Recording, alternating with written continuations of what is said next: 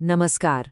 कभी सोचा है कि बिजली सिर्फ तारों में दौड़ने वाली कोई चीज नहीं, बल्कि एक तरह का अदृश्य एनर्जी का लैंडस्केप है। आज हम इसी लैंडस्केप का एक नक्शा तैयार करने वाले हैं।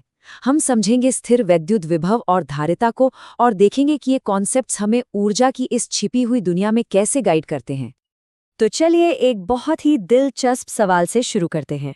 हम सब ये जानते हैं कि किसी पहाड़ी पर चढ़ने में जो मेहनत लगती है वो ऊपर पहुंचकर पोटेंशियल एनर्जी बन जाती है। तो क्या बिजली के दुनिया में भी कुछ ऐसा ही है? क्या इलेक्ट्रिक चार्ज के चारों तरफ भी ऊर्जा का एक ऐसा ही अदृश्य नक्शा मौजूद है? और इसका जवाब है हाँ, बिल्कुल है। और इसकी चाबी छिपी है संरक्षी बलों, यानी कि कंजर्वेटिव फोर्सेस के कॉन्सेप्ट में। ये एक खास तरह की ताकतें होती हैं, और मजे की बात यह है कि गुरुत्वाकर्षण और स्थिर वैद्युत कूलम बल दोनों ही इसी स्पेशल क्लब के मेंबर हैं। सबसे कमाल की बात यह है कि गणित के हिसाब से ये दोनों बल कितने मिलते जुलते हैं। देखिए, दोनों ही इनवर्स स्क्वायर लॉ को मानते हैं। इसका सीधा सा मतलब है कि दूरी बढ़ने पर इनकी ताकत तेजी से घटती है। फर्क बस इतना है कि गुरुत्वाकर्षण द्रव्यमान के साथ काम करता है और कूलॉम बल चार्ज के साथ। और क्योंकि कूलॉम बल एक संरक्षी बल है, हम इसके लिए भी स्थितिज ऊर्जा को डिफाइन कर सकते हैं, ठीक वैसे ही जैसे हम गुरुत्वाकर्षण के लिए करते हैं। तो सवाल ये है कि ये स्थितिज ऊर्जा, ये पोटेंशियल एनर्जी आखिर आती कहाँ से है? ये आती है उस काम से जो हम किसी संरक्षी बल के खिलाफ करते हैं। चलिए जरा समझते हैं कि ये होता कैसे है। सोचिए, जब हम एक गेंद को जमीन से उठाकर ऊपर ले जाते हैं तो हम गुरुत्वाकर्षण के खिलाफ काम करते हैं, और हमारा किया हुआ यही काम उस गेंद में पोटेंशियल एनर्जी बनकर स्टोर हो जाता है। बिल्कुल इसी तरह जब हम एक पॉजिटिव चार्ज को किसी दूसरे पॉजिटिव चार्ज के रिपल्शन के खिलाफ धकेलते हैं तो हमारा किया गया काम उस चार्ज में इलेक्ट्रोस्टैटिक पोटेंशियल एनर्जी बनकर जमा हो जाता है। और यहाँ एक बहुत ही ज़रूरी बात आती है। संरक्षी बलों के मामले में इस बात से कोई फर्क नहीं पड़ता कि आप पॉइंट ए से पॉइंट बी तक किस रास्ते से गए, चाहे सीधा रास्ता लें या घूम फिर कर जाएं। जो टोटल काम होगा वो सिर्फ आपके स्टार्टिंग और एंडिंग पॉइंट पर ही डिपेंड करता है। और यही वो खूबी है जो पोटेंशियल एनर्जी के कॉन्सेप्ट को इतना पावरफुल बनाती है। अच्छा, स्थितिज ऊर्जा तो बहुत काम की चीज़ है, लेकिन इसमें एक दिक्कत है। ये उस चार्ज पर डिपेंड करती है जिसे हम मूव कर रहे हैं। क्या कोई ऐसा तरीका है जिसे हम सीधे इलेक्ट्रिक फील्ड की ही प्रॉपर्टी को माप सकें? और यहीं पर इलेक्ट्रिक पोटेंशियल यानी विद्युत विभव का आइडिया सामने आता है। तो ये इलेक्ट्रिक पोटेंशियल आखिर है क्या चीज? असल में ये है work done per unit charge. हम ये पता लगाते हैं कि एक यूनिट पॉजिटिव चार्ज को बहुत दूर, मतलब अनंत से किसी खास पॉइंट तक लाने में कितनी एनर्जी खर्च होगी। ये जो वैल्यू है ये उस जगह की प्रॉपर्टी है, उस चार्ज की नहीं जिसे हम ला रहे हैं। ये हमारे एनर्जी मैप पर एक तरह की लोकेशन वैल्यू है। और इस एनर्जी मैप को मापने के लिए हम जिस यूनिट का इस्तेमाल करते हैं वो है वोल्ट। इसका नाम इटली के महान भौतिक विज्ञानी एलेसांड्रो वोल्टा के सम्मान में रखा गया है, जिन्होंने दुनिया की पहली बैटरी बनाई थी। अब देखिए, किसी भी नक्शे की तरह हमें एक रेफरेंस पॉइंट की ज़रूरत होती है, एक ज़ीरो पॉइंट की। तो फिजिक्स में सुविधा के लिए हम अनंत पर पोटेंशियल को ज़ीरो मान लेते हैं। ये हमें सभी कैलकुलेशंस के लिए एक यूनिवर्सल स्टार्टिंग पॉइंट या बेसलाइन दे देता है।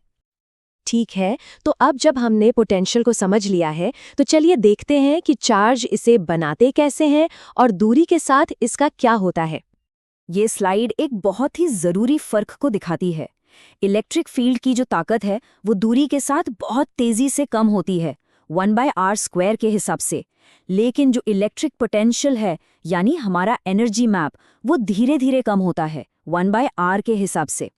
इसका मतलब ये हुआ कि फोर्स का असर तो जल्दी खत्म हो सकता है, लेकिन एनर्जी का प्रभाव दूर तक बना रहता है। और सबसे अच्छी बात क्या है कि अगर हमारे पास बहुत सारे चार्जेस हैं तो किसी एक पॉइंट पर टोटल पोटेंशियल निकालना बहुत ही आसान है। हमें बस हर एक चार्ज से बनने वाले पोटेंशियल को साधारण तरीके से जोड़ देना है। इसे ही हम अध्यारोपण का सिद्धांत या सुपरपोजिशन प्रिंसिपल कहते हैं।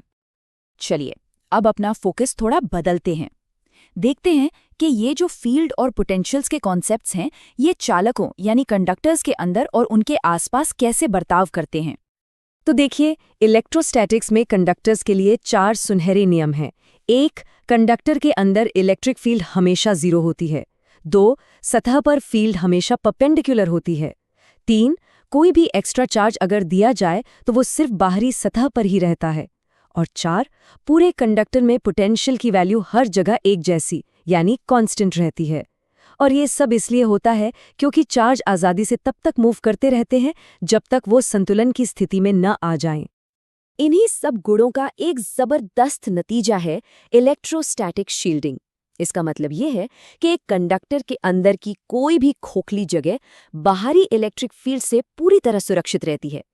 यही वो वजह है कि बिजली गिरने के दौरान कार के अंदर रहना सेफ माना जाता है, क्योंकि कार की जो मेटल बॉडी है वो एक शील्ड की तरह काम करती है। ये एक क्लासिक उदाहरण है जो पोटेंशियल और पोटेंशियल डिफरेंस के बीच का फर्क समझाता है। हो सकता है तार का पोटेंशियल बहुत ज्यादा हो, हजारों वोल्ट, लेकिन जब तक पक्षी के दोनों पैरों के बीच पोटेंशियल में कोई अंतर नहीं है, कोई डिफरेंस नहीं है, तब तक उसके शरीर से करंट नहीं बहेगा। याद रखिए, करंट बहने के लिए हमेशा पोटेंशियल में अंतर होना जरूरी है।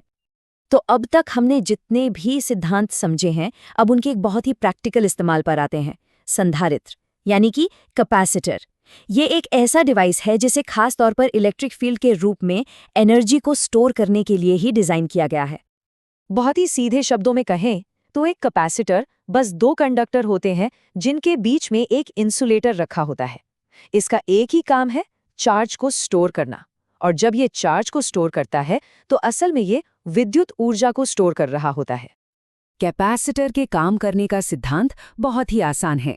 उसकी प्लेटों पर जितना ज्यादा पोटेंशियल डिफरेंस यानी वोल्टेज लगाया जाएगा, वो उतना ही ज्यादा चार्ज Q स्टोर कर पाएगा। ये एक सीधा साधा संबंध है और यही सभी कैपेसिटर्स के काम करने का आधार है। तो आज हमने ये समझा कि कैसे चार्ज अपने चारों ओर एक अदृश्य एनर्जी का नक्शा बनाते हैं और कैसे कैपेसिटर हमें उस एनर्जी को स्टोर करने की क्षमता देते हैं। ये हमें एक आखिरी सवाल पर छोड़ जाता है। अगर हम ऊर्जा को इस तरह स्टोर कर सकते हैं तो हम इस शक्ति का इस्तेमाल कैसे कर सकते हैं? सोचिए जरा, कैमरे के फ्लैश से लेकर कंप्यूटर की मेमोरी तक इसके इस्तेमाल की कोई सीमा नहीं है, और यही टेक्नोलॉजी हमारी आधुनिक दुनिया को पावर दे रही है।